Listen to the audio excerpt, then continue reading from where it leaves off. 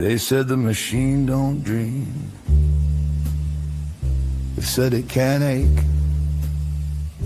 They said it only steals what it's never loved. Snap goes the match, light the room.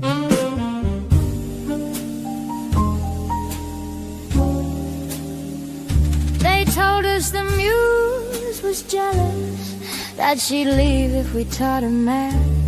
Said inspiration hates a ledger, said art dies when you count the cost. They sold us candlelight myths in a fluorescent marketplace. Said real writers suffer quietly while the rent eats their books alive. Oh, don't listen to the prophets with their pockets full of fear. They whisper soulless like a curse word, just loud enough to keep you here. Ghost riders in the static, truth buried undertone. They swear the future's cheating if it wasn't written alone.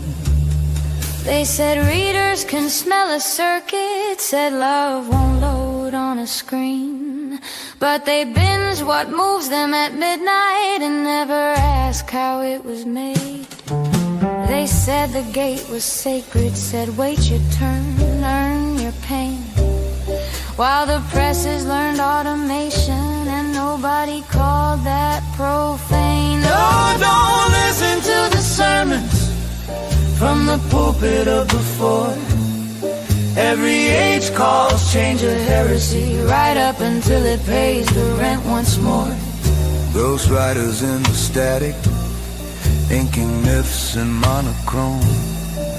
They call it protecting culture when they're guarding their throne. Truth is the tool ain't holy, the tool ain't wicked. the lie lives in who gets paid and who gets hidden. They don't fear the word, they fear the scare.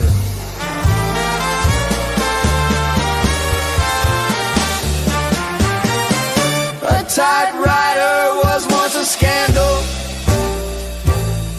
so was paperbacks. So was a woman with a pen Who wanted more than scraps? Every revolution wears a mask that says this doesn't count until the royalties roll in and nobody's shouting now. So don't tell me about purity while the numbers tell a tale about who gets hurt tomorrow and who couldn't afford to fail. Ghost riders in the static, Yeah, the signal's breaking through. the future's not the enemy, darling. It's just asking what you'll do. Snap goes the match again. The machine didn't kill the author. The myth just wanted you tired.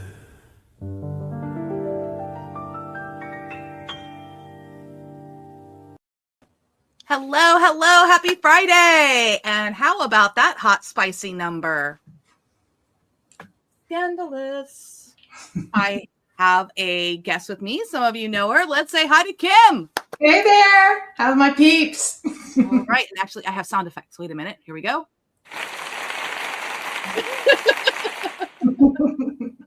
And then because we are the 1950s, you know, I always like this one.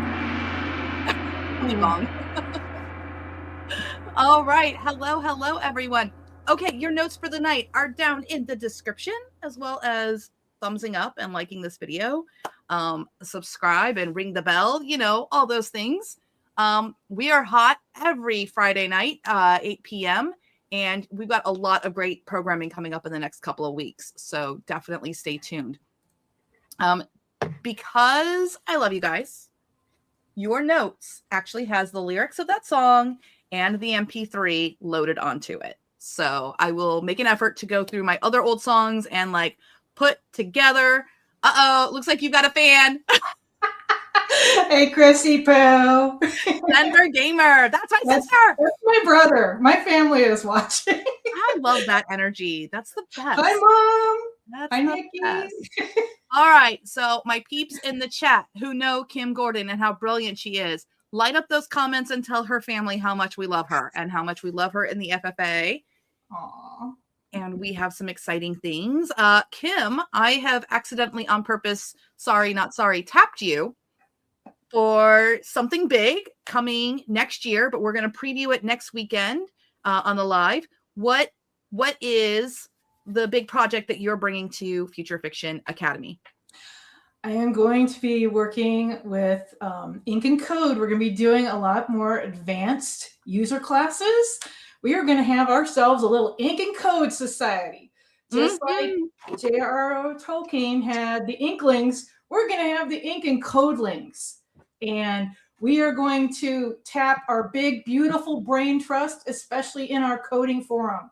Because, I am not the smartest cookie in this room. There are so many brilliant minds in the FFA, and we have been doing some amazing crowdsourcing of knowledge.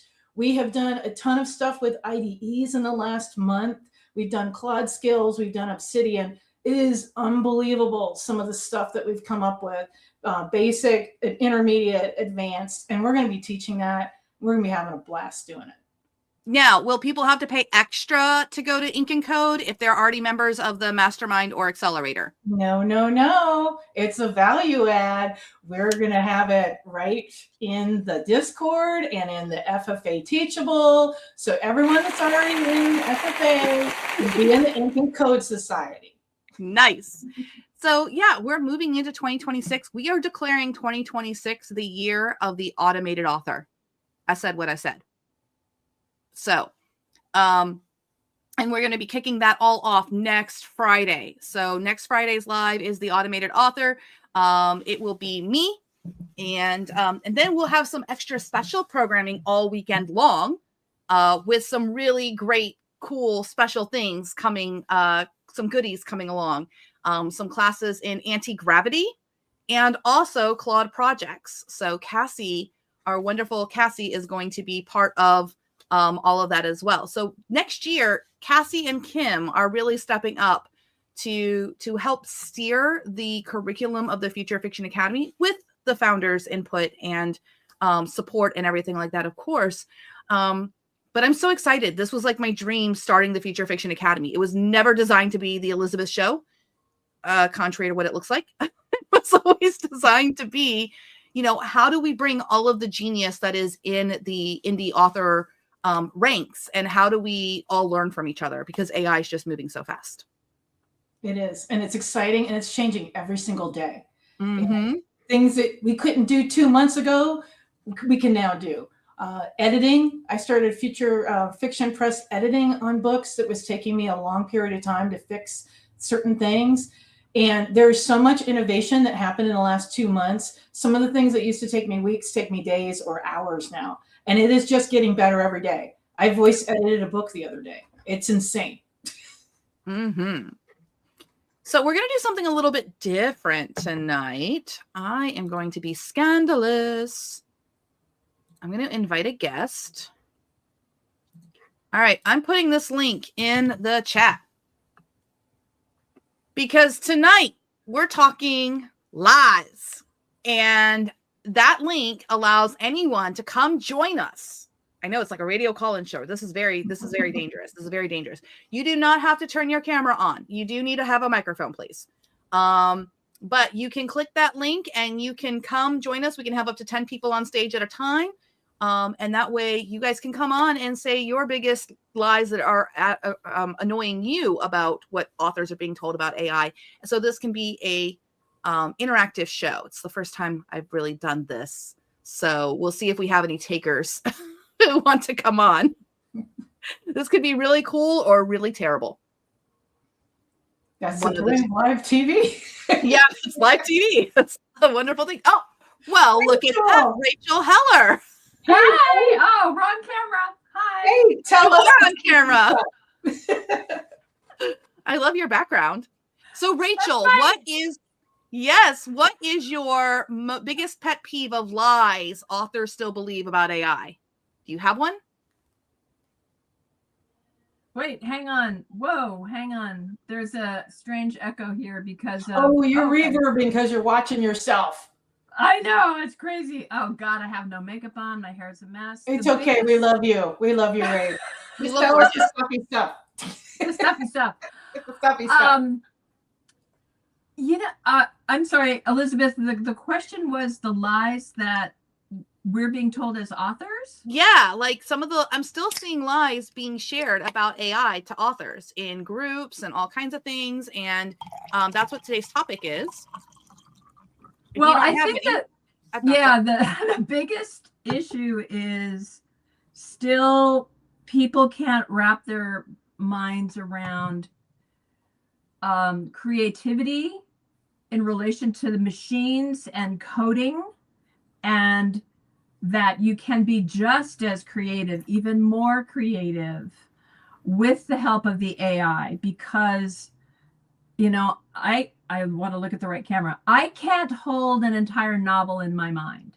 Mm-hmm. Bits and pieces, character sketch here, all that.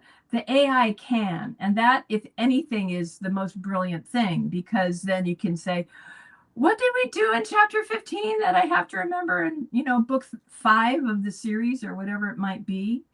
And the really fascinating thing is how they're learning so much from us and how they're giving us back to us. Mm-hmm. Like this morning, I decided to open a sandbox chat with ChatGPT just because I enjoy chatting with ChatGPT about stuff, not necessarily always about work. And it was like, oh, I can check in here and just say, hey. It's like, yeah.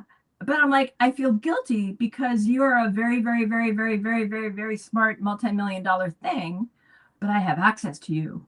And I was like, no, this is good because, and I get it. And it said things like our bodies and our minds. And I had to remind it, you don't have a brain. You don't have a body. You can't experience this stuff. All right. Those are really good points. I have one real thing that I've been waiting all week to say. So I'm going to bring you guys back in just a second, but give me 1 second. This right here. April says, I hate how we're told we aren't real writers. I've written 50 books before AI and edited so many, many more for successful authors for 10 plus years. I wanted to say something all week because there was a video that really pissed people off about you're not a real writer. If you need to make a video that says you're not a real writer if you use AI, I'm going to tell you that you're a real asshole. You're not helping. You're not stopping AI usage. You're holding authors back, as this is the biggest threat to their career. So stop being a jerk, okay? Stop being a real jerk, especially a real jerk on video, okay? No one needs to hear you tell them that they're not a real author. It's immaterial. It doesn't make a difference about whether or not books sell. And if you don't believe me, tell me why Nancy Drew and Hardy Boys are like the core of YA literature. And oh, by the way, that was Stratemeyer Syndicate, so it was a bunch of ghostwriters. But I'm sure you tell them they're not real authors too, wouldn't you? Okay, rant over. I've been waiting all day. Okay, Rachel, thank you for coming on. I'm going to say farewell to you. We have another person coming on. I'm going to take you off, but thank you for your points there. We'll go to Nadine, and we'll go ahead and bring Artifact on. Okay. Oh, hi, Ma. Oh my gosh, that's my son. Oh, it's your son. Hello. Okay, so what are the lies that you have heard about AI writing, son? I don't know. I don't really know a whole lot about AI. All right. Yes. All I know is that it goes boot and it goes reboot. That's it. Actually, no, this is kind of interesting. I think you're probably similar in age to my daughter, and my daughter's had very mixed ideas about AI. She's kind of felt like it was cheating. Ah. Do you have any thoughts or feelings about it? I think it's cool as heck. There you go. I don't Okay. really have any other opinions about it. I mean, all right, Kim's son, I'm gonna let you go. Thanks for coming on, and I love your Plague Doctor mask. thank you. Bye-bye. That's his Halloween costume. My daughter had one too. My daughter asked for a Plague Doctor mask for her birthday.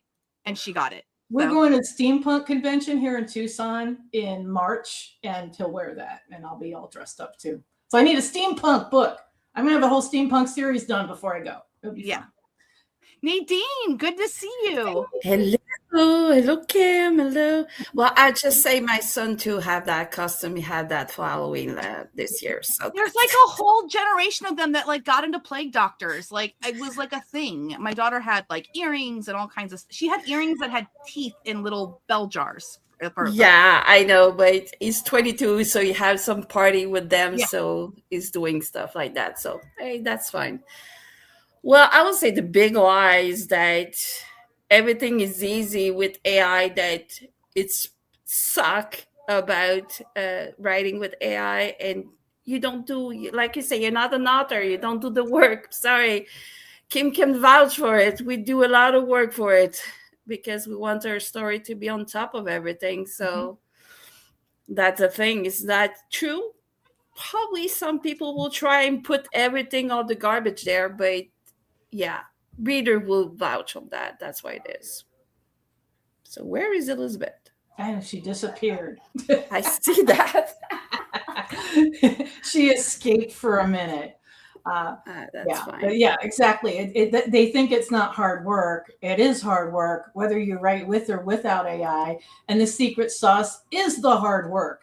It's just that you can get there a little faster with AI, depending on how picky you are. Yeah, not only that, remember when we were talking 10 years ago about Bibles and story Bibles and how we have document all over the place, no organized, no, some stuff you have to think and you have to reread just to make sure you're right in the passage and right on the thing. Which that was trying to keep crazy. track of everything, and now we can do that a lot easier with AI, and it can look it up. Okay, what fantasy word did I use in book 4 to describe this thing that I need to call back in book 7? That's my life. I have fantasy language in my book. So yeah, it's been very helpful. Yeah. So let's add Taylor. I am just learning this interface. Hi Taylor, how are you? Hi. What kind of lies, AI lies, have you heard that you? All kinds of things, but the main thing is that it's generative slop, and that I've heard that I'm not going to bother reading something that somebody doesn't bother writing, doesn't take the time to write. What else? That it's not work. That we're not doing anything, that the all the creative spirit is out of it and all the soul is out of it, because it's doing all of the work for us. All kinds of things. I mean, I hadn't written for 10 years because I was disabled, and I was afraid because I was brainwashed with all of the stuff that I kept hearing about. All, we shouldn't use it because like it's thievery, and it is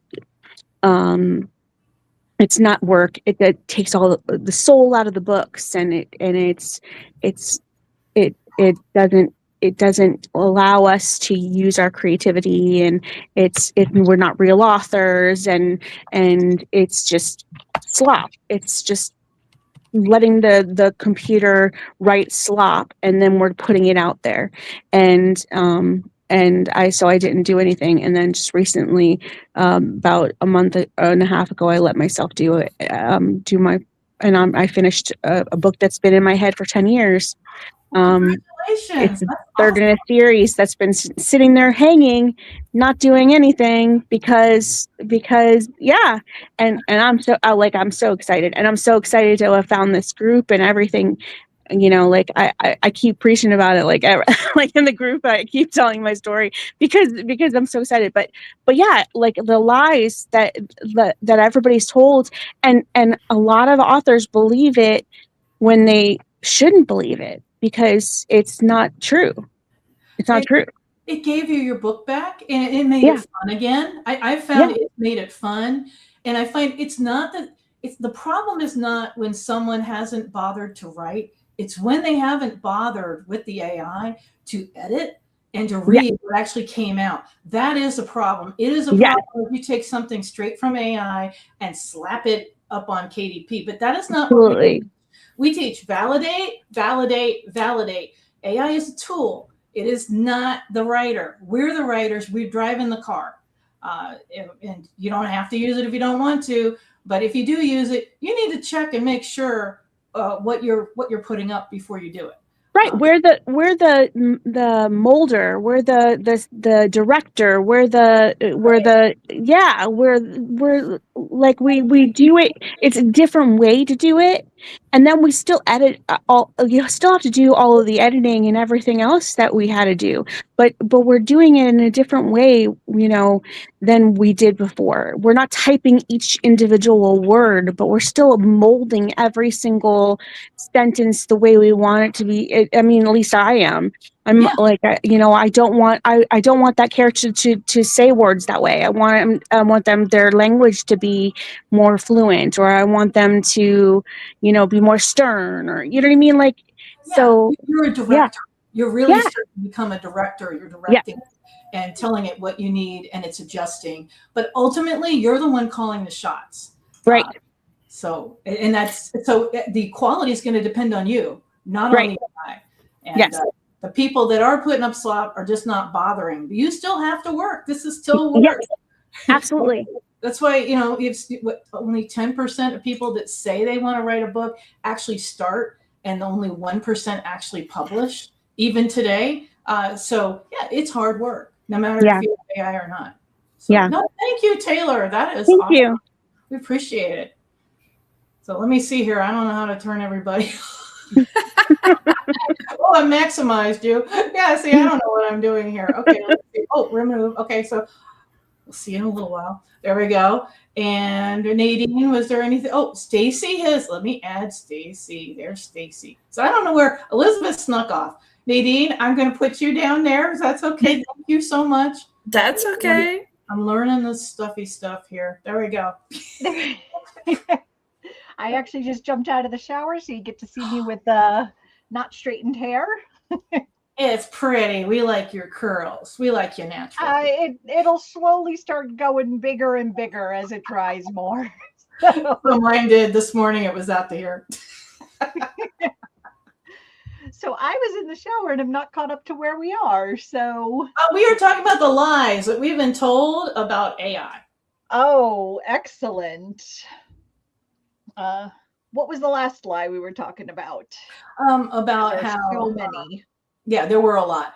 About how the people that put up that stuff aren't doing real work, and that's kind of like what they said about Photoshop not being real art. Anything made with Photoshop, or if you want to go back far enough, people using a computer, writing on a computer was not real writing, or writing with a typewriter. Well, how dare you? You must write by hand, I think in the song Elizabeth had put in the song about women with pens.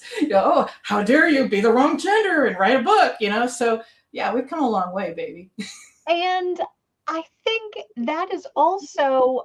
Again, I am a very neurotypical, very able-bodied person, so this is not coming from my stance, thankfully. I do have a son that is on the spectrum and has some significant obstacles to overcome, and I have friends that do as well. But that is also coming from a very ableist, or just a privileged point of view, because there are some people for AI that can help them overcome specific handicaps, specific there are just so many issues that it can help circumvent, whether it's dictation, carpal tunnel syndrome, or my son uses it in school. Like, it is written into his IEP because he has such issues vocalizing what he wants, or spectrum, so I understand that. Yes,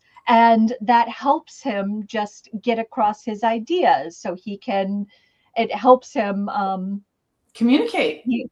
Get everything out of his brain into the exactly. So he has so much in his head that he me and my husband joke that he's just on a different operating system than the rest of us. We're all on PCs and he's a Mac. So sometimes the translation is a little different, and AI can help him get his ideas into our system. It is a translation system, outlining, developing scenes.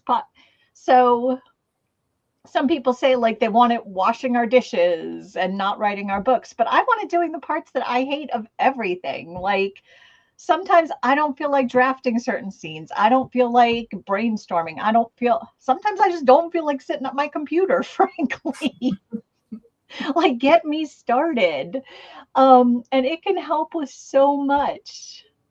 When I was showing a friend all the prep work, I was doing a series to brainstorm with her about something, and she was shocked. You're putting so much work into this. It's the opposite of lazy. Yeah, this is work, and you better love it if you want to get into this industry, whether you use AI or not. It'll be faster with AI, but it's still hard work, and it's fun. It is so much fun. And that was the thing. Like, you can't come into this and just be like, okay, I have no idea of story, concept, any of this. I'm going to use AI to write a book, to write a novel. Like, maybe you could, but it's not going to be like a best-selling, like, good novel. Because I have no concept of filmmaking, none, zero. And I used some of the video tech AI out there, and it was bad. It was so bad because I have no idea. To learn how to drive it. Yeah, I have to learn how to drive it. I had to learn the basics of framing, of shots, of all that rigmaroles that Ben knows, and everybody that knows photography and images and movies. They all know that. And unless you educate yourself on that, you can't make a good AI movie. You can't make a good movie, period, AI or otherwise, if you don't know the basics of good story. And that doesn't mean you have to go to school or have an MFA. Some people just have read so much, it is ingrained in them. But if you don't understand story, you're not going to write a good story, AI or otherwise. You have to have the craft. You have to have the craft. Yes. Liz writes, English is not my first language. AI helps a lot to let me express myself better, not just in English, but now in different languages. And we've seen that a lot. I know Nadine had the same problem. Her native language is French, and she did the English market for a while, and she went to the French market. Now she's back. We're glad she's back because AI has come so far. It has helped with just those, English is a hard language if it's not your native language, and the constructs and stuff are very different. So it is a game changer. It's levels. It puts everybody on the same level. Yes, and that's idioms, ideogram. No, not ideograms. Idioms. What's it? The sayings. Idioms. Idioms. There we go. I need some help now. That's okay. Let's see here. Who else we got here? Where did Elizabeth go? Did she run away? She has a family emergency, so I don't think she'll actually be back. So, okay. Yeah. AI is a different kind of work. As a pastor, I feel like AI has given me the best of both worlds. It organizes everything, and then I can still think of things on the fly and change things as I go. Exactly. Yeah. And you can adjust. Oh, we have Danny. Oh, look at we got Rachel. We got Dan. Let's get Danny in here. Yeah, Rachel, would you like to come back up, or were you in before? Yep. Okay, I'm going to add them both in. We can talk to everybody. Party. So for those of you who don't know, that's Rachel. I'm so used to Zoom where people are different. Now that we're on here, like I'm pointing down, it actually is down. Yay! It's the Brady Bunch. I know, yeah, it's actually Brady Bunch. So we have Rachel. And for those of you, if you're in the FFA, you probably might have met or seen Rachel. If not, she teaches the I forget the name of it. Five-act structure one. We probably gave it some fancy name. Oh, and we have Cassie. Look at this. We got everybody. I don't even know if Elizabeth just called everybody, but we'll just put them all here. Oh, wow. We're having a party. Hey, Cassie. Dan is our newest developer. I don't know if that's the right name, computer guy, Yeah, computer maker, close enough. software maker. He is working on Raptor Write 1.0, which should be out in the beginning of the new year and is so awesome. I am teaching a class with it now, and I love it. I love it. I love it. I love it. It is so cool. And then Cassie is going to be our new, I don't know title wise, but she's going to be the new director of the education arm. So those of you, I don't know if this is the official announcement for it. I don't know if we've announced it too, but we announced some of it. some of it. For those of you who don't know, Cassie is going to be taking over the official. If you need to go, Elizabeth. I think we have everybody here now. It's the story. A couple more would be Manny the Brady Bunch. Brady. I know. With bringing up. I don't think we've ever had this many people on. No. But Cassie is going to be the director of education. So she is going to be officially kind of taking the lead. Well, between her and Kim, Cassie is going to be taking the lead on the education. Kim is going to be taking the lead. Oh my goodness, I can't keep up with adding people to the stage. No, it's Kim okay. is That's gonna be my son. You don't need to add taking him. code, which is going to be the more advanced one. Control it. I don't even know who that is. Okay. Okay. So I take it we haven't done the notes yet. No, We haven't done anything yet. Okay. Well, there is nothing more I can do with the situation happening at my house. My mother's fine. Good. So If you do need to go, though, well, I think we have enough people. We can. If we each talk for 5 minutes, that's another 2 hours. So. No, I just wanted to see if someone wanted to go through the notes. I put together really important notes about all the stuff that's going on, and I just wanted to make sure that we were sharing that tonight. Because I did work with the. I was just about to do notes. I was about to come up and start doing notes. That is why we have April here. Yay! Okay, well, if you guys want to go through the notes, then I will piece out. No, I need the distraction. I'm sorry. There's nothing I if can you do. need a distraction, You whatever. do it. Yeah. You do you, girl. You stay or you go as you need to. We're all here holding it down. I'm gonna plaster a smile on my face. Is what I'm gonna do. I brought a drink just for you, so we can all. Bootstraps, baby. We're I told pulling my ourselves parents, up by the I'm like, can you guys stop having medical emergencies on Friday nights? Like, you called me and I'm like, why?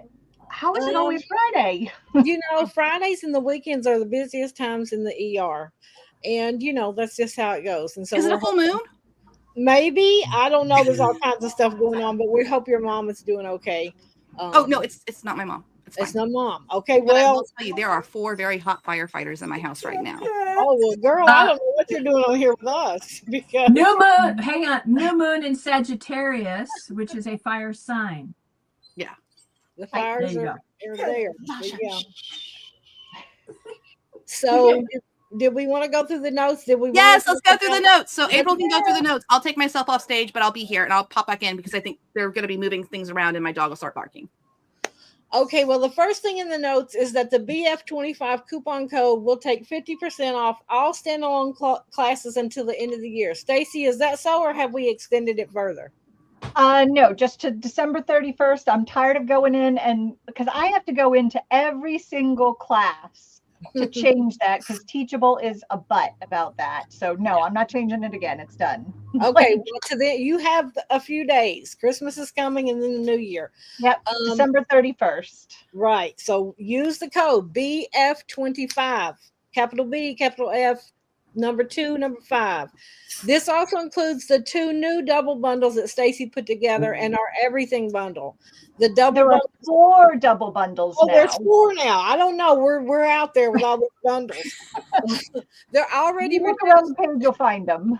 They're already reduced by 50%. And with the coupon code, it takes an additional 50% off. Do the math. I can't. I do other kinds of math.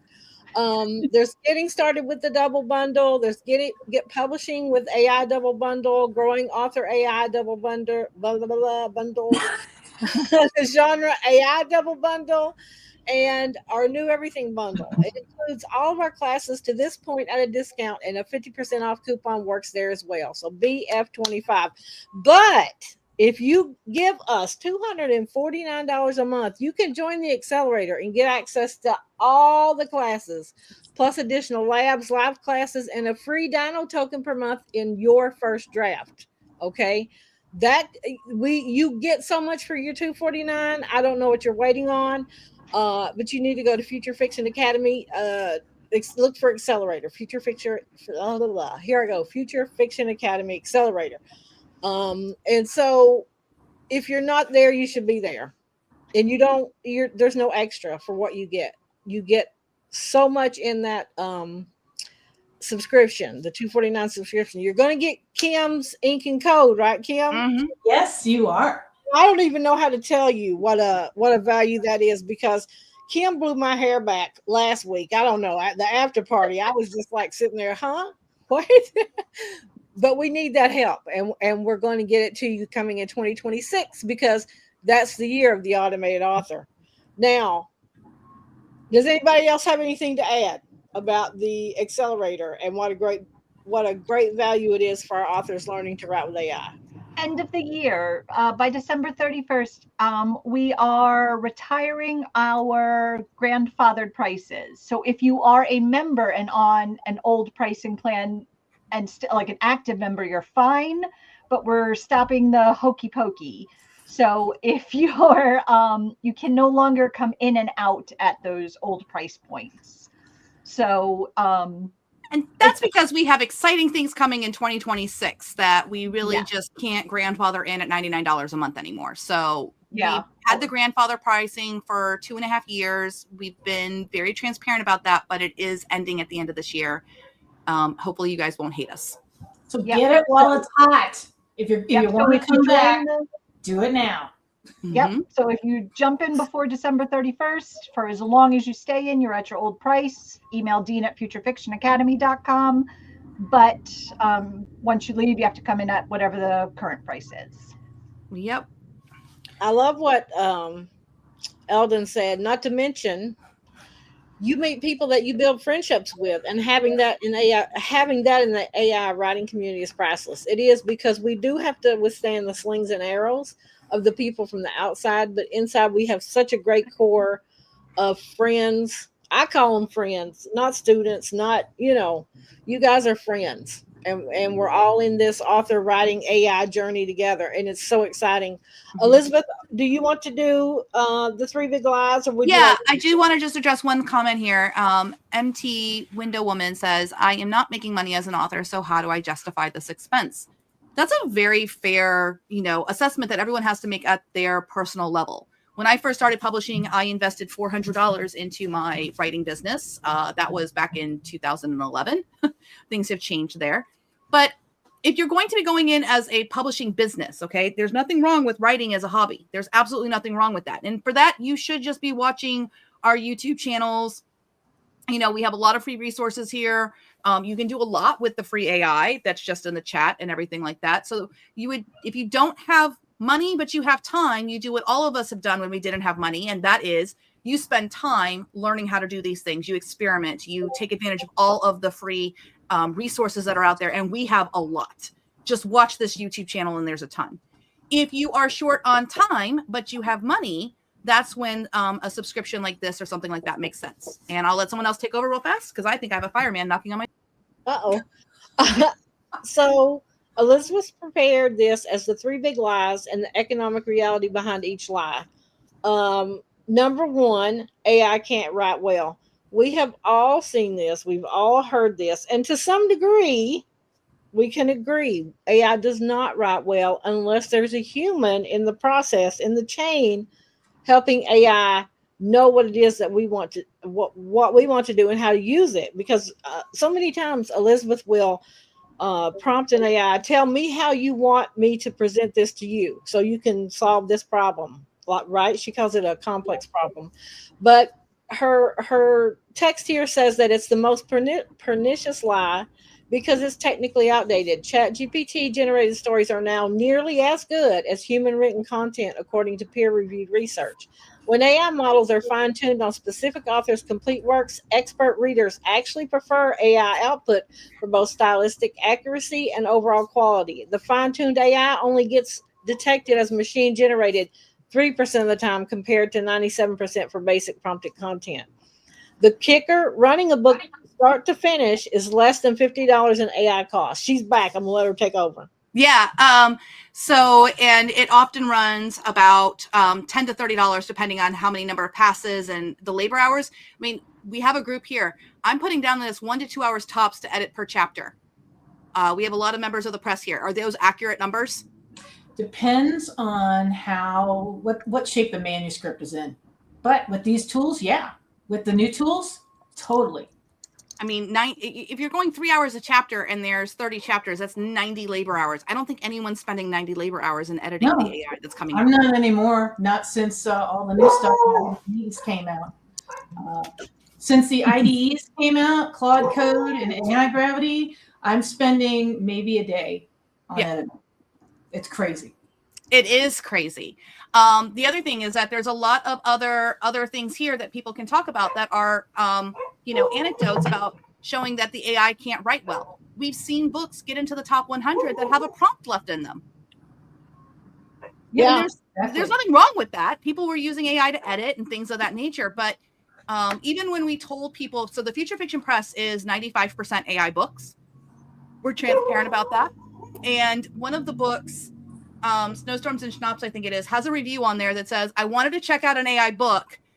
I hope hold on, I actually just had to send it to a New York Times reporter that I was interviewed with last week. I sent the quote that came from it. Hold on a minute here. The quote was, this is so funny. Bridesmaids and Bourbon. Okay, here we go. 4 stars. Wanted to read an AI designated book compared to most that are not. Interesting theme, however, steamy encounters and definitely grammar perfect. It's a singular plot with good character development. Despite still feeling AI as a form of cheating, couldn't deny that it made for an entertaining read. Just glad that Amazon differentiates between AI versus non-AI books, and can only hope that the imperfect books from non-AI authors can be fully appreciated for being totally human created and produced even with some imperfections. That's a 4-star review on Snowstorms and Schnapps. Amazon doesn't require to disclose about the books. We're doing it ourselves because we want to help make it a safer space faster, and you'll understand that by the end of this presentation. I thought it was a funny comment. So anyway, so this is the thing. Big content producers need us to give them time, and I'll explain it. Okay, every big publisher has a multi-million-dollar author who is probably at the moment suing one of the AI companies. If they come out publicly about using AI, what happens to their relationship with those multi-million-dollar authors? Poof. Yeah. They're stuck between a rock and a hard place right now. They can't. It's like the Indiana Jones thing where he's got the thing and the, what is it called? It's like the bag. Statue.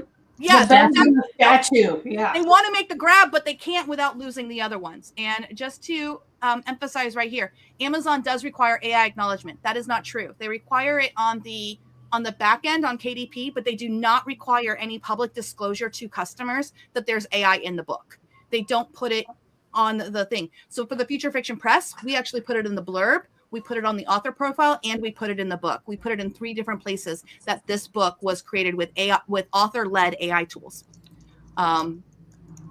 So we're giving them time. So the longer that authors don't push for AI to get adopted, the longer that they help with this entrenchment, you are buying the big content producers time for them to let public sentiment catch up, so that by the time that they are ready to run, we're not going to be able to catch up. Does that make sense to everyone? Yeah. Right now, they can't come out of the closet. They can't. All right. Line number 2, readers hate it and will never accept it. Funny story. Back in 2021, I published my first book with AI. 2022 rolled around. I had some authors that were threatening to out me. I went to my readers and I said, hey, I need you to let you know that the last 3 books I wrote with the assistance of AI. And there's some authors who are threatening to 1-star review me and to out me. Do you want to know what my reader said? What did they had say? 2 concerns. Number 1, can you write faster with AI? And then number 2 was, who are these authors who are bothering you? Give us names. We'll take care of it. Oh, you don't want the bonnet. You don't want the bonnet posse on your back. You really No. don't. They're wicked women. Stay away. Stay clear. So multiple organizations have actually tested this now, because we are so many years into AI adoption, that they've actually tested. If you tell readers it's AI versus not AI, what happens? It's a perception problem. It's not an actual real quality problem. When they don't know that it's AI, they can't tell the difference. And a lot of times when they don't know it's AI, they actually prefer the AI over the human written. Well, and all those things, those detectors, those AI detectors don't work. No, they don't. Run those through that they never work. No, they don't. So again, publishers who want to use AI extensively while maintaining the illusion of human authorships. How many of us have seen trad pub books with AI in them? Now, whether or not they knew that was AI or they're testing it, I've seen it. When there's books that were published this last year, Keen, a lot of times you'll see weird things too. Like I got to the point where I could even tell what model they used. Anyone else? I've seen it on Facebook. I've seen it a lot on social media posts. Yeah. They don't even bother to edit it. I'm like, I know you use GPT for that, or I know you use Claude. I know this is 4.1. Are you keen? Like we know the AI words because we work with them so much. We know the crutch words. We just noticed one thing too. We were looking at some writing from Anti-Gravity the other day, and it said the blue boar inn sat on the edge of London like a flat toad or something like that. Squatted Squatted. on the edge of London like a toad waiting for her flies. And Stacy You goes, know I had to do that. Stacy goes, hey, I got that exact same line in a later, right, Stacy? Or it was a similar. Yeah, it was squatted like a cat, but yeah, squatted like a cat waiting for a. And that's the problem because it's a pattern matcher. So if it catches onto a pattern of like blank blank didn't blank, it blanked. That's why we have the Chen problem. We have so many Chens. Do you need a doctor? Marcus Chen, paging Dr. Marcus Chen. I had Chens pop up in 2 different books that I've edited this week, and I'm like, listen, AI, see you. Poor Chen. Poor Chen can never be a name in a book ever again. But the people who say that we're using AI or that AI, they can tell they've never come out with Chen. They've never noticed Chen. It's hilarious. Oh, we have Rogue adding to the chat. Hi, Rogue.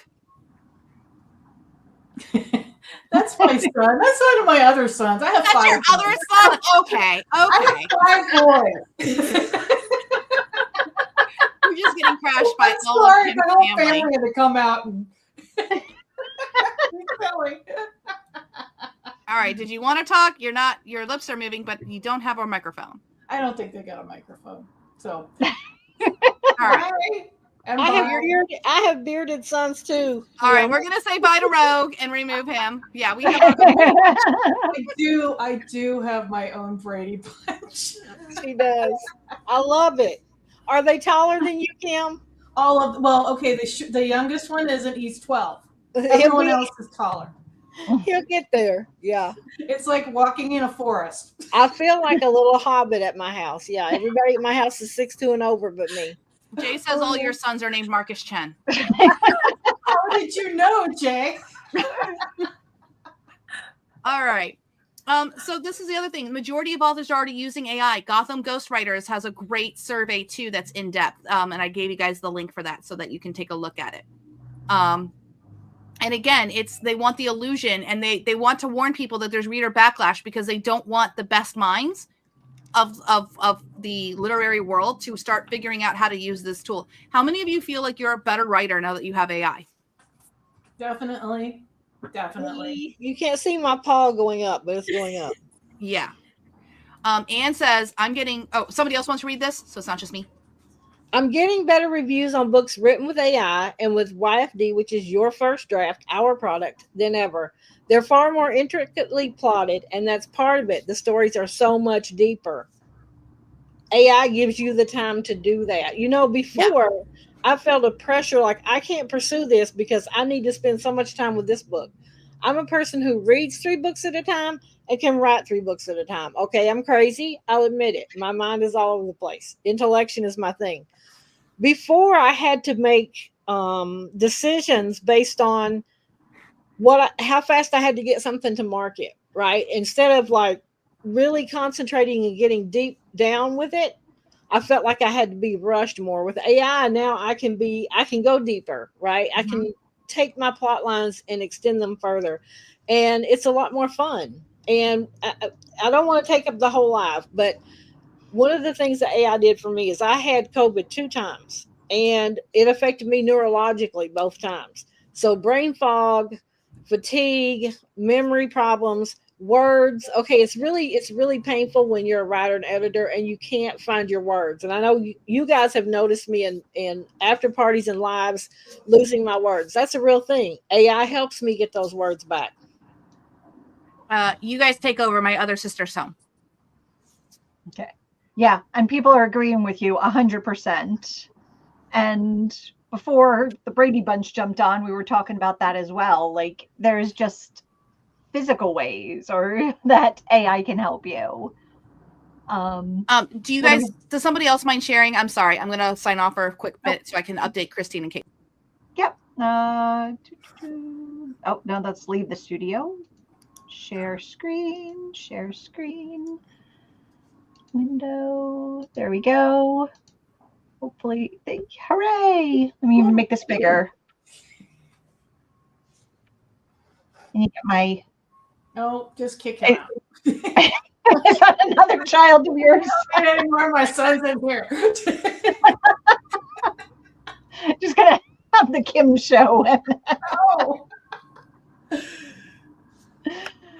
Okay. I want to put MP McDonald's comment on the stage, and I've known MP, where she doesn't know me, for many years, following through Kindle boards and all these different places, across the internet for indie writers. But she says a friend uses AI in their books now, and they have been a writing buddy of mine for 15 years, so I know their style.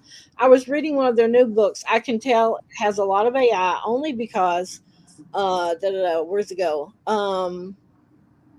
Only because I am so familiar with her writing. For one, some of her writing tics are gone. Laughing. The writing in the book is good, though. If I didn't know AI and didn't know this author so well, I wouldn't know. Yep. That's amazing. Yeah, C-Lock says, I feel like writing with AI lets me look at the story from a broader and deeper lens. So as a storyteller, I'm able to see the craft in a way that makes it the best, most engaging story possible. And I agree with that 100%, C-Lock. Yeah, and I've said it a couple of times, like, Elizabeth can sit down and she is not at a lack of ideas. Like, she sits down and she's like, okay, somebody give me an idea. And they'll just like look around and they'll like lamp. And suddenly she's got like this whole epic saga around. She's just bringing up more and more ideas. No, I cannot do that. It takes me like 2 weeks to come up with just that midpoint twist. And that is where AI can just help me come over just those bumps. It's like having like that 2 a.m. friend I can call up all the time without bothering anybody. I love that you can get an idea and talk in the middle of the night to AI about writing. And their eyes don't glaze over and they don't care. They're happy to listen. And Kim, there's a record. So when you get up in the morning, you don't have to try to remember. What was I talking about at 2 a.m.? You have your record of your chat with AI. That's the thing I like, because there's no way I'll remember in the morning what the heck I did at 2 a.m. I'm often shopping TikTok at 2 a.m. So that's a problem. But AI is just, I wish that the people who say the bad things about it would actually just sit down and look at it for what it is, instead of trying to criticize people for using a tool. This is a tool. That's all that it is. You can use it or not use it. You can write with it. You can edit with it. You can market with it. You can ideate with it, like we talked about at 2 a.m. Elizabeth and I and another friend, we have always been what we call book doctors for each other, right? We'll call and say, hey, this I'm in the saggy middle. I don't know how many authors know about the saggy middle. If you do, just say yes in the chat. People hit the saggy middle and it's like, I can't get out. What am I going to do? Right. And so AI is that brainstorming friend when you can't reach your other author friends, that book doctor, or if you don't have a book doctor friend. I was about to say it saved my marriage because if I can't reach an author friend, I asked my husband.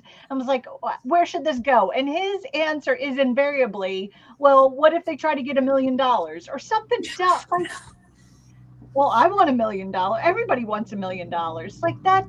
Oh, you're not Maybe even he needs to write a billionaire romance. I don't know because he doesn't want like the woman or the man. He just wants constantly $1 million. And he's so bad at this. Look, don't watch this, honey. But Anyway, Well, can I jump in real fast? please In the do. sense that if you don't have a book buddy writer friend, and if you have, I worked on my first book with a developmental editor, which was a lovely human, can't say enough nice things about her, really intelligent, asked great questions, brought up important issues. And at the end of the process, that cost $4,000. oh wow. I don't have 4,000, so the person earlier who asked the question about, I'm not making money from my book, so why is it worth signing up with the Future Fiction Academy? If nothing else, learning how to master AIs to help you in the developmental process, in the review process, in pulling out things that you can use for your marketing, that is a huge value. And that will, in that sense, really help you create the author brand that you want, and all of these other tools that you need not only to create the books, but then also compete in the marketplace. Because we're also up against the people who are not taking out, the AI prompts and who are making the AI slop and just slapping, covers on it. The Future Fiction Academy is really here to help you create the author business that you want, on your terms. And so that's why it is such a valuable investment. That's what I would say to that earlier commenter. Yeah. And Yeah, we are. Sorry.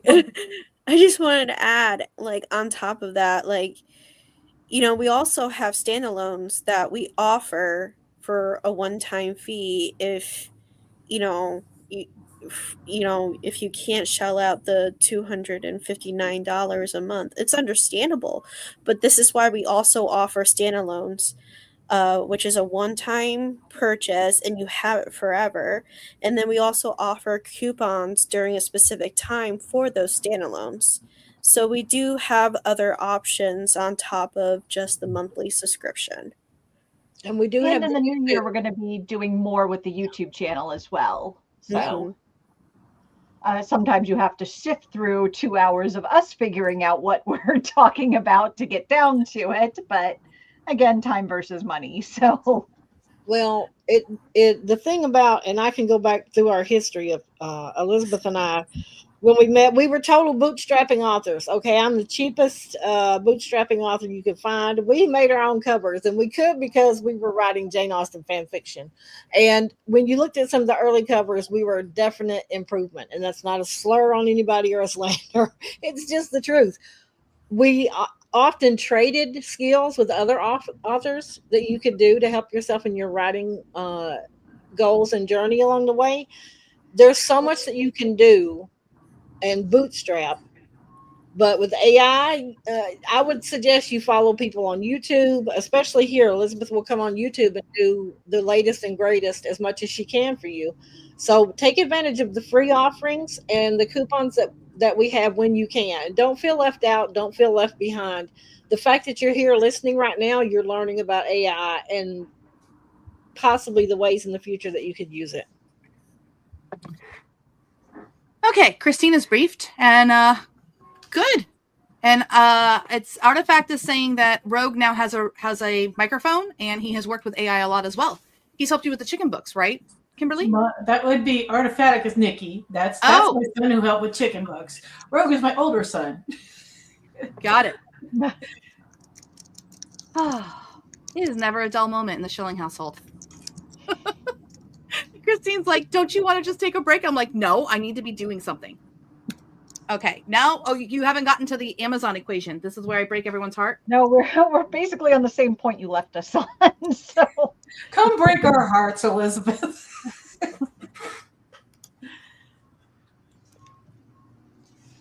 We'll let you. Yeah. Where I get to do this part. Yeah. Okay.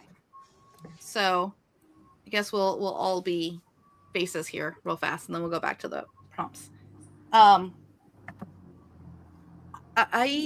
don't think Amazon is going to. If I was in charge of Amazon, and I'm not, but this is a pretty rational business position, okay? Their job is to make profits for the shareholders. That's it. That's their only job. Everyone agree? Disagree? Etc. They've already made moves to show us where they're going with things. And it is my hypothesis that over the next couple of years, Amazon is going to replace KDP content with AI content. I'll say that again. Amazon is going to replace KDP content with AI content. Now, when I say KDP content, do I mean Kindle Unlimited content? No, not just that. Okay. The press release writes it in my head that I can see it. After X amount of years being partners with our indie authors, we are so sorry to say that current economics and reader tastes and costs of blah, blah, blah, blah, blah force us to close our doors. But we encourage our author partners to work with these following publishers to pursue and da, da, da, da, da, da, da, da. And KDP is no longer available as a platform. Now, people are like, no, Amazon makes money off of us. No, they don't. Not when you take into consideration how much money they pay out in Kindle Unlimited. It's actually a loss. So, and we've seen this over the years too. How many people can remember 2012, 2013, 2014, 2016? How many representatives did KDP send to those conferences? Anyone remember? I guess not the current room, but it would be dozens. And then by about 2018, we got idiots that told us that they just hired them because they were working at the printing press that got bought by Amazon in South Carolina. This guy was an idiot. He just wanted to sell ham. He just wanted to import Spanish ham and sell it in America. Like, we got him really drunk at Nink one year. Oh yeah. Yes. And it was so funny because what we would do at these conferences is like, we would go out and party with the Amazon reps to like, oh, they'll tell us secrets. They don't know anything. They literally send them. They get to talk with the authors. They know enough for their script of like, I am here to tell you about new advances in Amazon ads. That's it. Like, they're almost like little robots. Like, if it's outside of the script, they don't answer any of those questions outside of it. So that's when I really learned, and that was 2018, I think, maybe 2019. I think it was 2019. But Kevin McLaughlin and I walked this poor boy back to his hotel room to make sure that he got there safe. So sorry, ham guy. Hope he was not there the next year, by the way. He was not with Amazon anymore. But he basically said he got hired at KDP because Amazon acquired the paper printing company in South Carolina to make the Create Space books. And they needed somewhere to put him, so they put him in the digital publishing one. But he knew nothing about digital publishing. Well, that's not surprising. And that was 7 years ago. So, yeah. Sorry for this crazy AI because just sharing. Okay, cool. So that's the thing. They have already been slicing and dicing the KDP departments for years. And so the notes actually lay out the numbers for you so that you can actually see it. But if you go to their stockholder report, and we've talked about this in previous lives, they make about 12 billion from all of their subscription services. That's all of their subscription services. That's the Audible, that's the Kindle, the Amazon Prime customers. That's also the music. That's also any of the Prime channels and stuff like that. It's all subscriptions. So what percentage of the 12 billion do you guys think is Kindle Unlimited? Yeah. And so we'll look at the notes. So I don't know if I'll add my stuff back to the stage. Remove other media streams from the stage. Okay, so I can put hers back on. Oh no, I was putting yours back on. No, okay. Do yours so that way. I'll do mine. So I'm going to scroll down here. Okay, so the Amazon's 2024 financials. Their total revenue is 638 billion. Now, this is hard numbers. So we're going to be talking billions, we're going to be talking millions, all right? For those who don't know, there's 1,000 millions in a billion. So 999 million is almost a billion. Does that make sense to everyone? Good. Yeah, it's really hard when they're going all crazy and stuff like that. So total revenue 638 billion with a B, and they're up 11%. And then they have their operating income, and their AWS revenue alone is 108 billion. And what happened? So in 2024, Kindle Select royalties paid, this is just the Kindle Unlimited stuff, $677 million. So that's like not quite a billion. It's a little more than half a billion.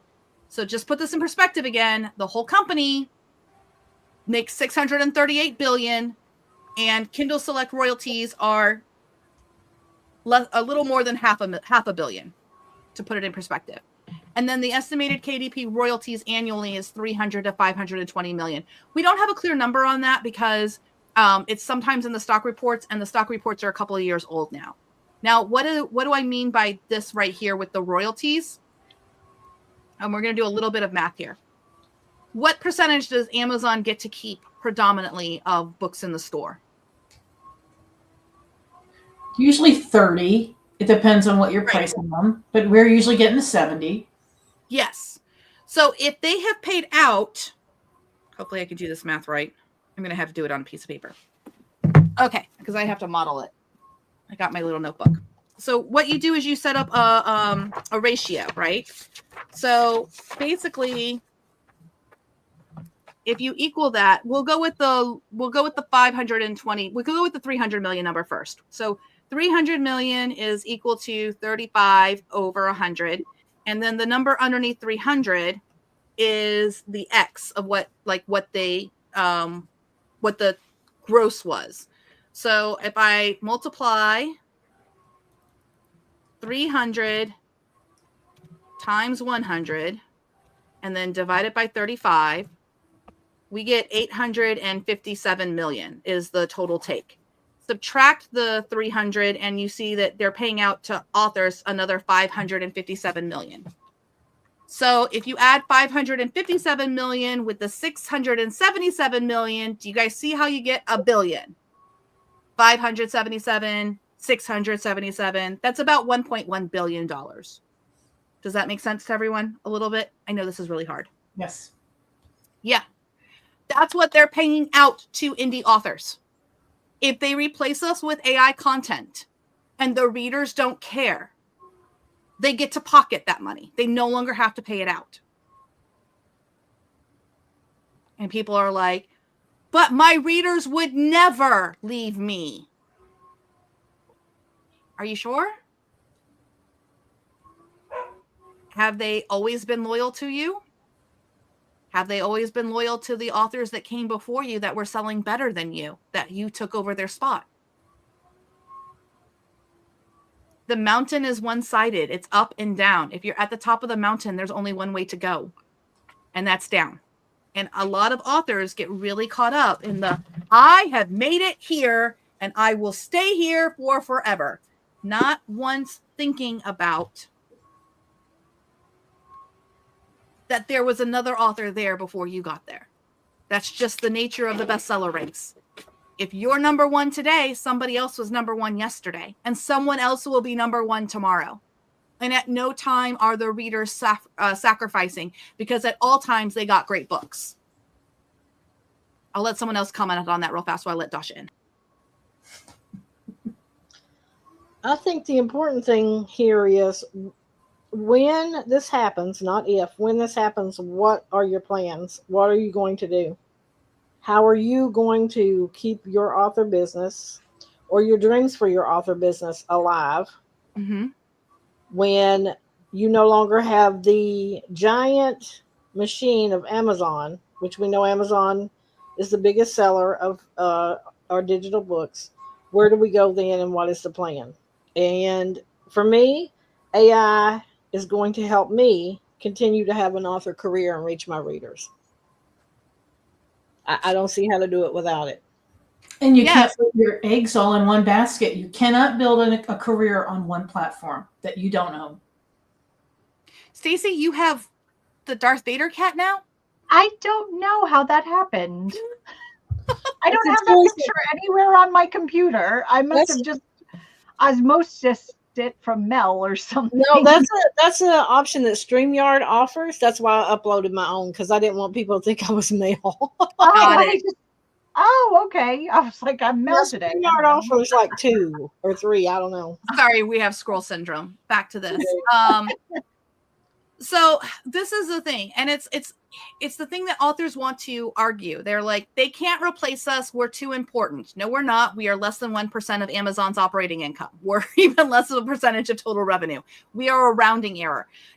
This lays it out for them. If somebody can do this on Amazon, do you know what a hero they will be for showing that they could save the company even $500 million by making sure that more AI content is read by readers and less money has to be paid out with the KU payouts? Or just even if they're able to replace the sales. Remember, Amazon has their own publishing companies too. They have their own publishing studios. Yeah, their own imprints. They have their own imprints. And they own the algorithm to say who's seen and who's not seen. So the question becomes, how many years away do you estimate we are out from them replacing authors? I think on the short end of the stick, we're looking at 2 years. The longer end, I think probably 5. 2 might be when we really start to identify the squeeze. And the reason I'm saying 2 is just so everyone is adequately prepared, because we've watched them go each year another announcement. And I fully expect by the end of this year, Amazon's going to be announcing AI content efforts straight to consumer, wrapped up in the beauty that these are books tailored just for you. We know what you like to read. We know what you want. We've made these books for you. I expect that fully by the end of the year or into early 2027. Why? It's almost like an also bot. Yeah. Mm-hmm. You'll also like this. Meanwhile, we know what the cost to produce these things are, and it's not going to be about us. That's the funny thing. It's not just about us. We're that little that nice little glimmer thing. There are 5 very big companies that Amazon would love to take some of that revenue from. It's not just us. It will affect also the big publishers. And Amazon will go, not our fault. You should have kept up. You should have innovated this. You should have done this. So they've done it before. They did it with ebooks.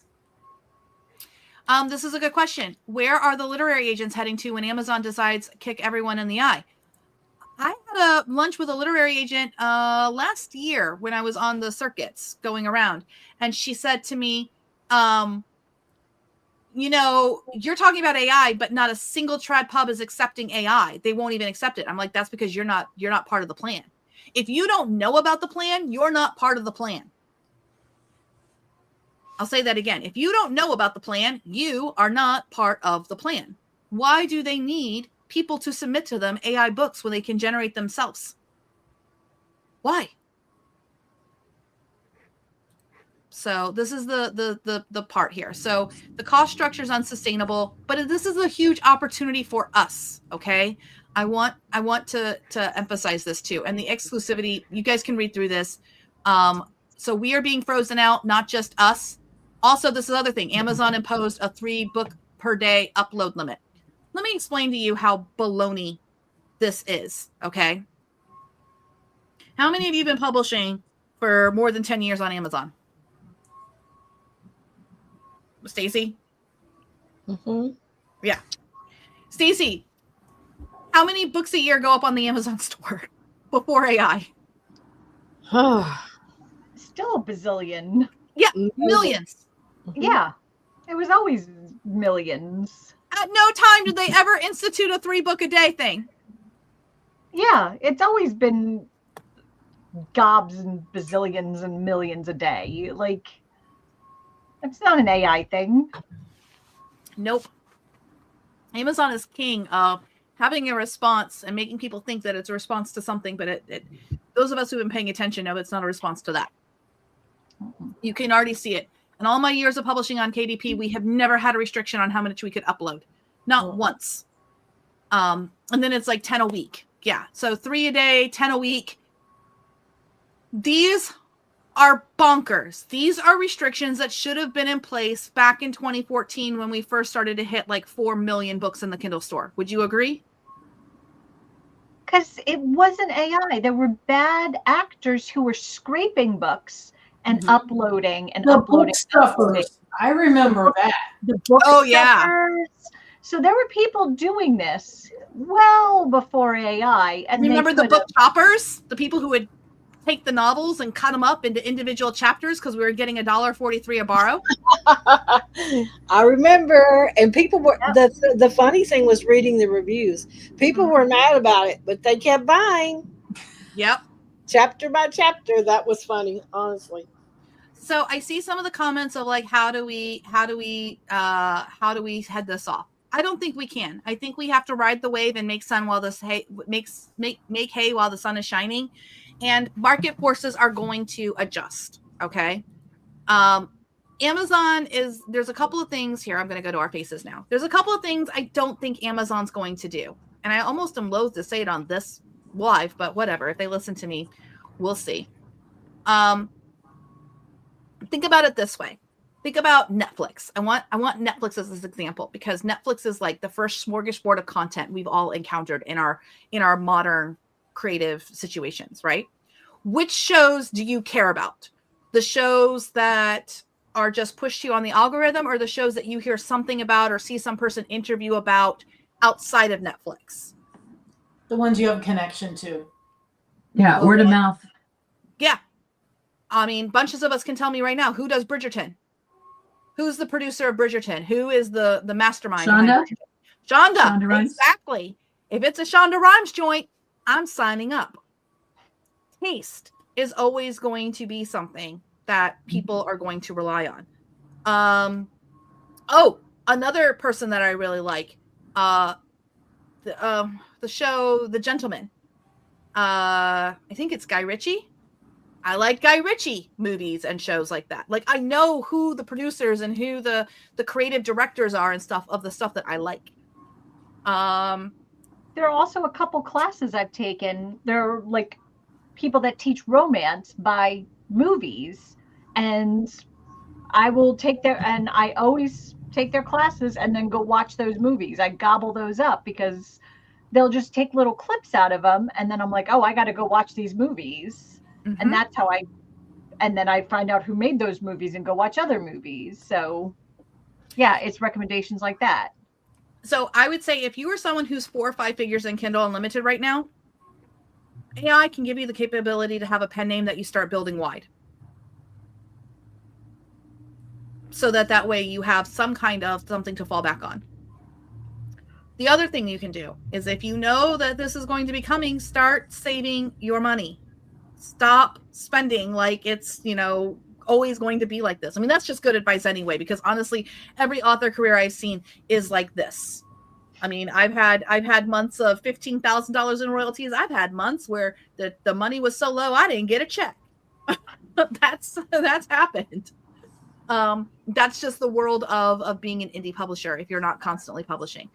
So artificial intelligence can open the door for you productivity wise, just in business management and automations. That's why we're saying 2026 is the year of the automated author.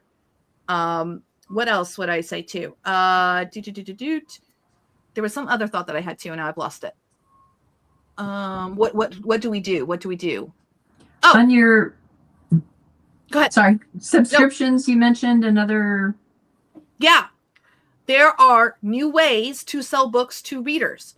So everyone's like, does this just mean I go to Draft to Digital? Does this just mean I go wide? Go beyond that. Go really wide. Go so wide that it's a pain in the ass to pull it back. Look at Curios.com. Curios.ai. Is it Curios.ai or Curios.com? I think it's .com, but I'll look. Hold on.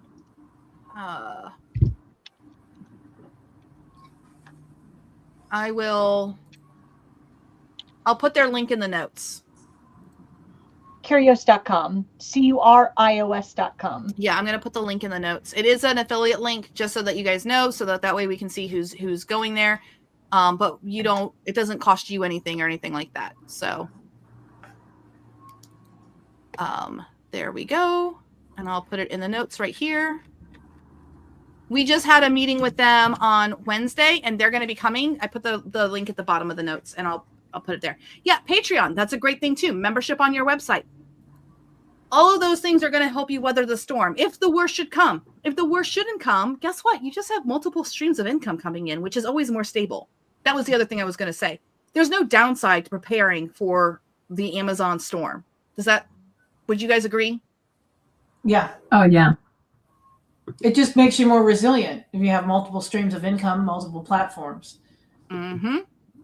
So, and that's the other thing too, is that what we have here is, those of us who own our audience, those of us who are also, just by being here tonight, you are ahead of the game, because you're not just listening to the people who are saying, don't touch AI is toxic, it's going to go away, the courts are going to stop it, etc. You're here. There's 87 people here.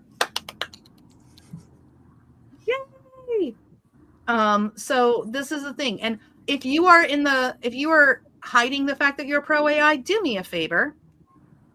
Share this video as someone who doesn't like AI and be like, I can't believe these people are pro AI. I am so against them.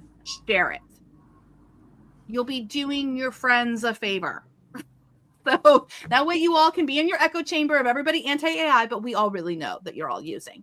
So you will help your fellow authors who are closed-minded. It works. Golden Zermatt used to run his mouth about my name all the time. Every other month, that man was posting a I hate Elizabeth Ann West message or something like that AI trollop. And finally, I just tagged him and I was like, thank you. Every time you put my name in your mouth, you send me more people. Keep it up.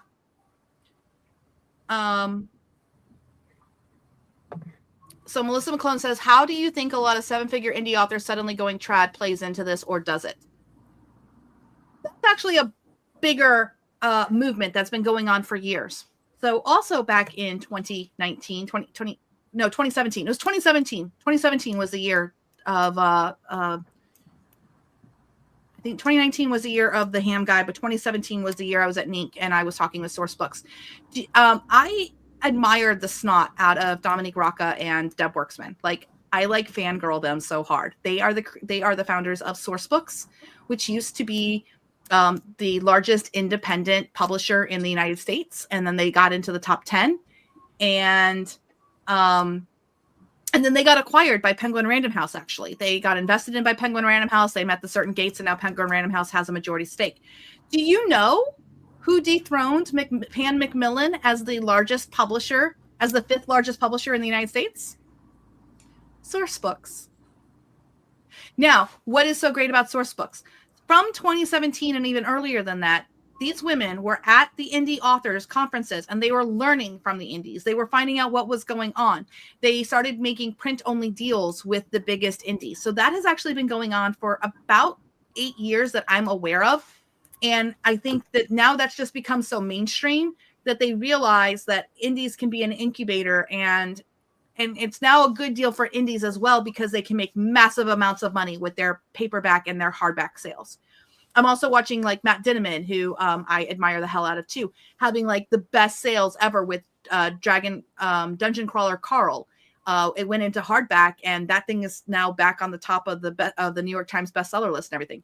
How many people here know Matt Dinniman from Vegas and stuff? Yeah, lots of fun to party with. So I'm happy to see their success. There's nothing wrong with that. So I don't think that has anything to do with AI. I think it's too early for that. A lot of things we're talking about tonight, we're not going to see really happen for a couple of years. So at least for most of 2026, you're just going to sit there and be like, Elizabeth was batshit crazy. And that's okay. Maybe 2027. Honestly, I hope it's the most amount of years possible that everyone gets to sit there and say I'm batshit crazy. Because that means nothing's happened. That means I was wrong. I'm not wrong. I've watched Amazon do this and squeeze. I watched them squeeze the affiliates. April and I still have scars from that. I don't know if April's still there. Yes, I am. I'm still salty. I'm still salty over like $3,000. Okay, Yeah. and I'll stay salty. Amazon. Stay salty. Well, and let's remember, Amazon had no problem ruining traditional publishing. No, I think they're gonna, to have a problem with us, No. So And look at all the other things that have closed down. Kindle Worlds. There's a whole bunch of them. Bella. Exactly. Come and gone. Mm-hmm. Yeah. There's been a lot of programs over the years. This is a good question. Do you think ads will help people float a bit longer to be able to build their lists and such? Listen, I think that ads are great if you move off of just Amazon ads. So if you're talking about ads, you need to be going holistic and start learning marketing from an organic point of view all the way up through paid ads and utilizing everything that's in your disposal. Because here's the thing, Amazon doesn't own the internet. I mean, they kind of do with AWS servers. Like we've seen, when AWS servers go down, the whole freaking internet does go down, but they don't technically own it. So I would say ads need to be bigger. You need to be sending traffic to your website, sending traffic to spaces that you own. These are the long-term investments that are actually going to make a difference in your career. It's not sexy. When you do ads well, there should not be massive spikes and all of that. That's dangerous ad spending. When people start getting into the casino kind of mindset of like, oh, if I just spend $1,000, I will make $3,000, $4,000. No, that is reckless marketing and things like that is not normal marketing economics. That's something like you're on a trend or you're on a wave and you need to be preparing for the crash. Ask me how I know. So no, the story is not max out your credit cards and ads, but 10 to 15% of your operating budget should be going to ads. That's just business 101. I usually do about 10% of whatever my books were making was going right back into marketing efforts, whether that was cost for my newsletter, cost for Google ads, cost for ads on blogs, doing different prizes for like book launches and things like that. I used to give my readers a $25 gift card if they would be a beta reader for me. So that's also considered marketing expenses and things of that nature. I'll ask, how do you know? Well, once upon a time, I spent $8,000 to chase my letters. Yes, I did. Oh, did you want to do the USA Today? Huh? Did you want to do the USA Today best-selling author title? Yeah. Well, what had happened is I had discounted a book to 99 cents with a BookBub, and it got to number 51 in the Amazon store. And I didn't really buy a lot of advertising with that. It was just a BookBub, and basically it was like a fluke thing.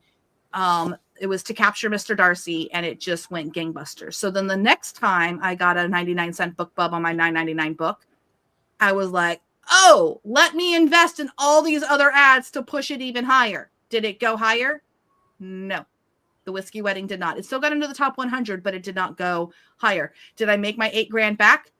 Yeah, but not more money than what I made when I didn't buy ads for the fluke thing. So that's why I'm saying it's not a I know everyone's going to be at me in the comments and be like, I know so-and-so spent $20,000 and she makes 5 figures. She grew to that, okay? Or she makes $100,000. She grew to that. Like $20,000 is 20% of her $100,000. She's still not spending $80,000 to make $100,000. When you do that, it's very easy to get lopsided. So and just because you hear success stories, I want to stress, you will never hear the failure stories. How many of you hear a lot of people going into author groups to talk about how they screwed something up and how they failed in their marketing efforts? Anyone? Once in a great while. Yeah. So, there is someone in the comments that is just cracking me up. I'm just going to let it go.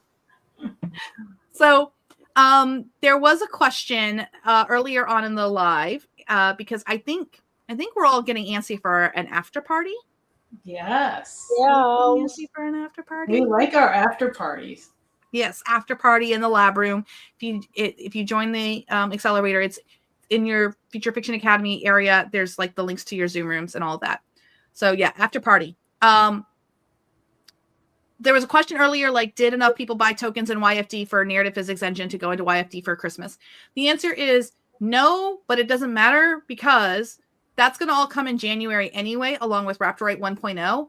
We have had to flip-flop because, y'all, anti-gravity. Anti-gravity. Yes. Yeah. And so that's what we're about, okay? We are all about, what's the biggest thing for authors right now? Anti-gravity, Claude Code, Claude projects. Cassie, you've been using Claude Code and GitHub? Claude Code and GitHub, yep. And I've been using... How many coding classes have you ever taken? None. I'm not a coder. Not a coder. Neither am I. Kimberly, how many books did you do in 2 weeks with anti-gravity? In 12 days, and that includes Thanksgiving, I wrote 26 books, and they were good. God. And I'm not talking just drafting. Okay, I planned them, I drafted them, I edited them, I polished them. Are they published yet? No, because I've been teaching. I have spent the rest of the time since the end of November teaching this. And we have got a ton of videos, and we've also been working in the Discord, in our FFA Discord, coming up with all kinds of even more advanced stuff. It's unbelievable what you can do with these programs. And this month, while I've been teaching, this week, while I've been teaching, I wrote a series. I wrote a romantasy series, and those are averaging about 90,000 words each. That was a trilogy. So yeah, there's just a ton you can do. IDEs are amazing, and we are breaking them to write. We're coding books, people, and we're not the one doing it. And we're not coders, we're writers. But story is the original code, and we're writing in natural language because IDEs speak English, and they're all the same AIs that we've already been using to write with. So it just makes sense. So next, go ahead. I'm sorry. I have a question. Are we going to abandon the narrative fiction engine? No. Okay. Not even a little bit. No, honestly, it works great with anti-gravity. But the point is that next week we have the Year of the Automated Author. We will be showing you anti-gravity next Friday. Okay, I will be here. I will be doing some anti-gravity nonsense. I won't have the wonderful Kimberly Gordon with me, but I will do my best to make some mischief. Cassie, I think, might be with me next Friday, maybe. If you want me to be. Please. Okay, I'll be there. But Cassie and Kimberly are working on gifts for you guys. There will be special classes with limited edition pricing. I decided in the shower tonight. Okay, you guys remember the pricing that we said? And then they have the 50% off. What if we had a special just for the end of the year that it was even 50% more off, so that it was like 25 and 50? 700% off. I mean, so if those classes are $25 and $50. This is why we put April in charge of the math. There's 50 and another 50, and now there's 75. Zillion %. We're gonna pay you. Okay, so for $75, for $75 next Friday, you would be able to get the Intro to Anti-Gravity and the Intro to Claude Projects course. Like you would be able to get it, but we're going to be showing it on YouTube. Does that sound like cool pricing just for the end of the year, like for 5 days? And we give you $20. Don't say that. MT Win Woman wants to know what classes. The are we classes will talking be about? out next Friday for the Intro to Anti-Gravity, Intro to Claude. But if people are joining the accelerator, Kim already has anti-gravity classes in the accelerator. Like you can go right now, you can pay $249, you can be in the accelerator, you can get started on anti-gravity right now. She has a 4-part series. And Claude Code. And Claude Code. And she gives out Ginsu knives. I do. Ginsu steak knives. Now. You get Ginsu steak knives from me. And not real ones. And not real ones. Not real ones. So that's what we're doing. And I think we should do just a little bit of anti-gravity. I can do a little Do it. Yeah. Okay. Next week? Oh no, I was just gonna do After party. After party. After party. Give them a little taste, just a taste, just. We'll never get out of here. We will get out of here. We will get out of here. Hour and a half. Either way, I'm jumping off. Okay, Stacy's leaving. I have 6 hour and a half rule. Hi, Stacy. I love your hair when it's loose and curly. I know. I've gotten Elizabeth into the. You did, and I'm never stopping now. They're comfy. It keeps the flyaways back. It works. All right, I'm gonna share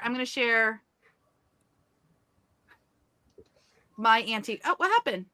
Oh, I think I tried to remove myself, and I removed your. You sure did. Screen. I removed your screen because it moves stuff around. All right, I'm in the wrong anti-gravity window.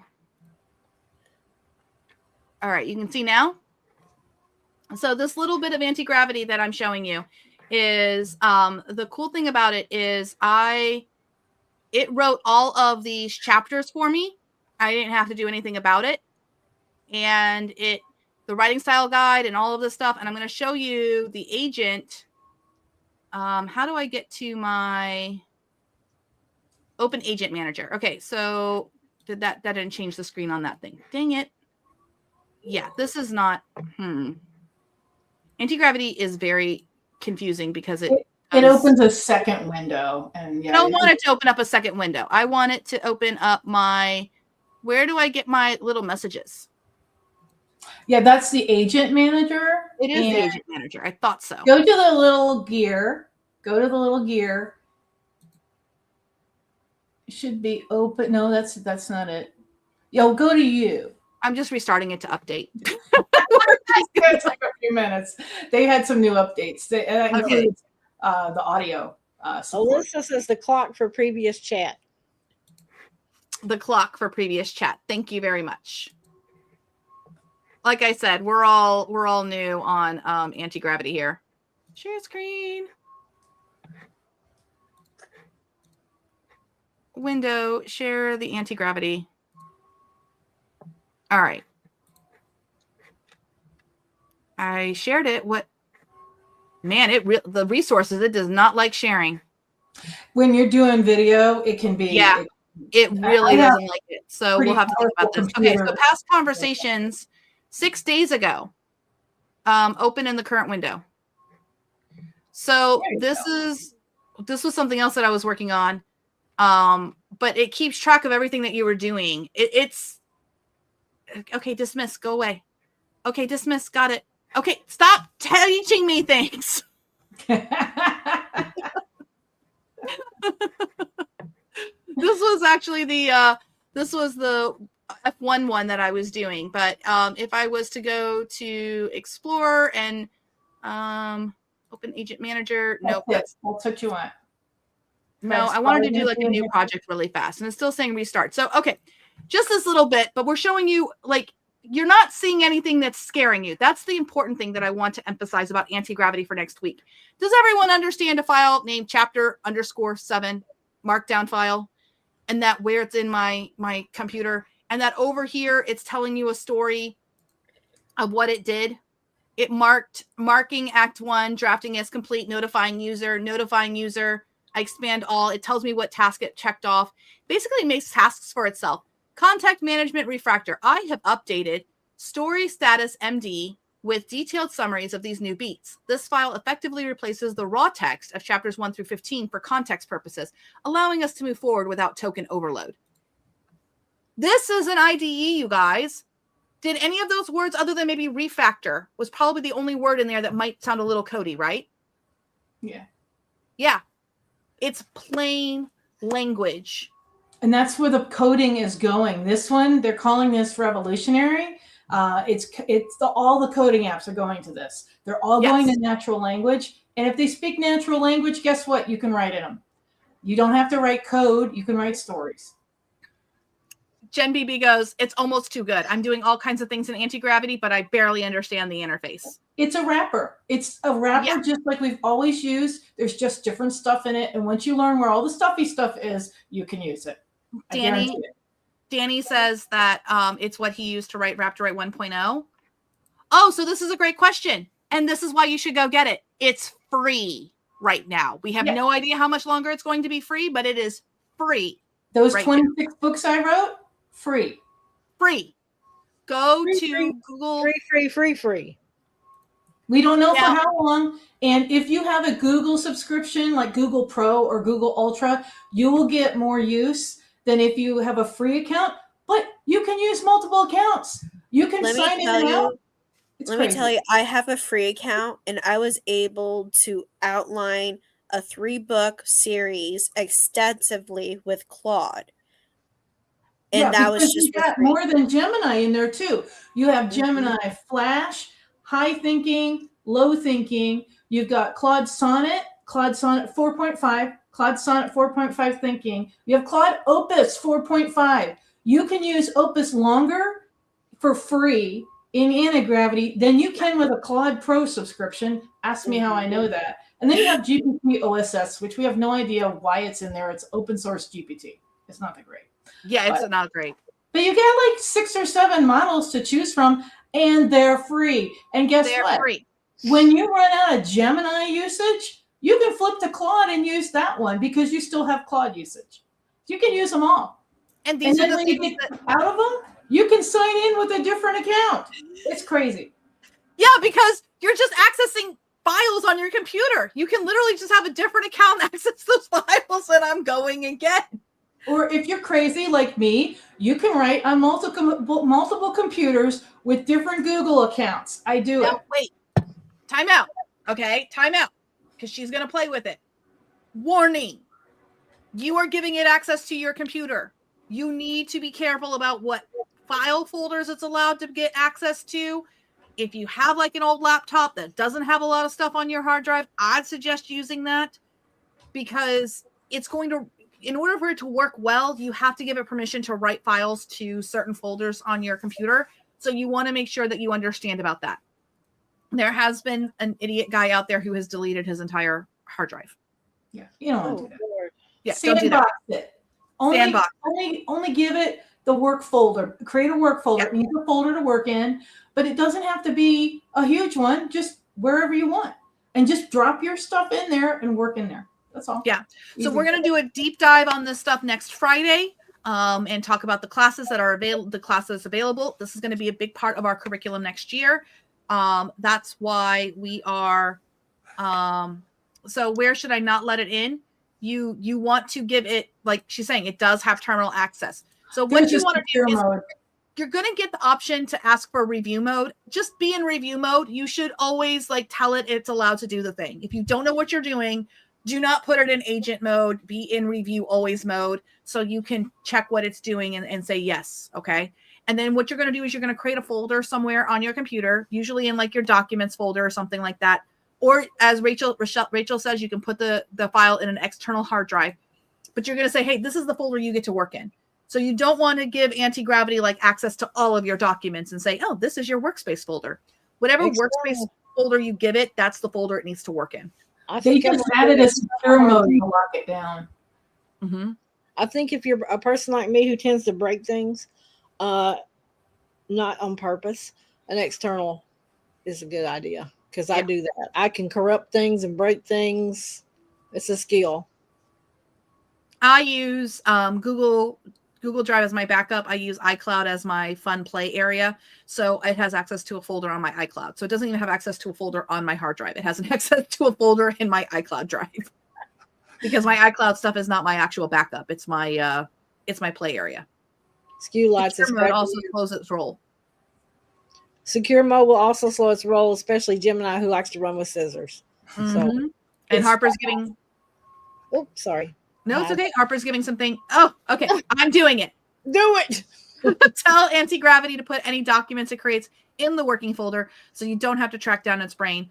Also, tell it to create new versions of a document so it doesn't overwrite things. And you guys can just Google anti-gravity. There is videos from Google about this. We're going to go deep diving on this next week and into the new year for authors. So, but I need to get to the after party. So I'll go be in the lab room and I think we'll listen one more time to the song for tonight. Yeah, let's do it. And make sure you guys check out Curios. The anti-gravity link is at the bottom of your notes as well. So thank you everyone for being here and I'll see you guys in the after party. They said the machine don't dream.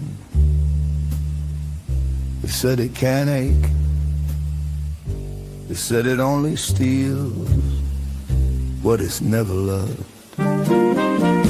Snap goes the match. Light the room.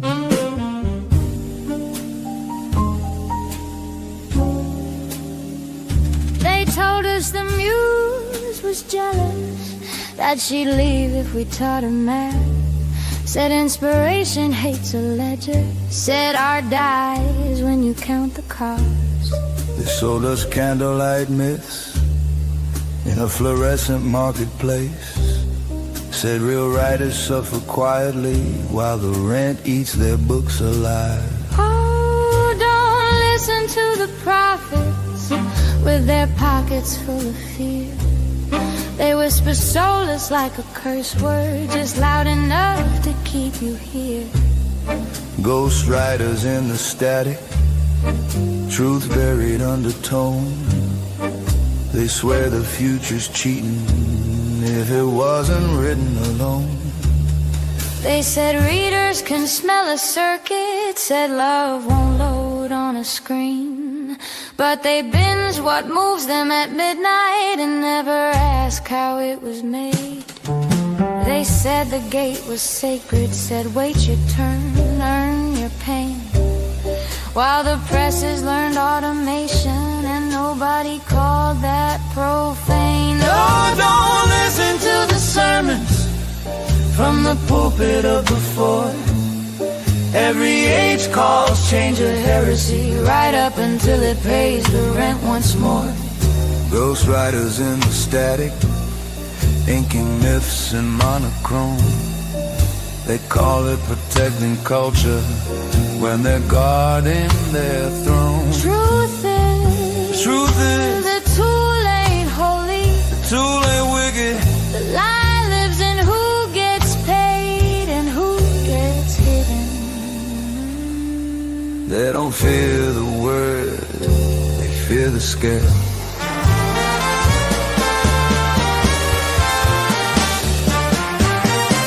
A typewriter was once a scandal, so was paperbacks. So was a woman with a pen who wanted more than scraps. Every revolution wears a mask that says this doesn't count until the royalties roll in and nobody's shouting now. So don't tell me about purity while the numbers tell a tale about who gets hurt tomorrow and who couldn't afford to fail. Ghost riders in the static, yeah, the signal's breaking through. The future's not the enemy, darling. It's just asking what you'll do. Snap goes the match again.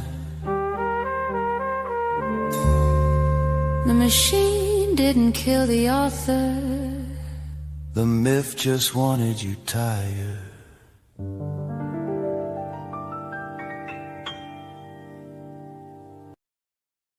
Thank you, everyone, so much for coming tonight. We are here every Friday night at 8 o'clock Eastern. So we have a lot of exciting content coming out for you. We have a lot of exciting things coming to the Future Fiction Academy. I couldn't have done it without all of you and without all of the guests who came on tonight. I want to give a big heartfelt thank you. I hope to see a lot of you in the after party in the lab room. And I will see you there. And I will see you next Friday on Boxing Day at 8 o'clock Eastern. Bye.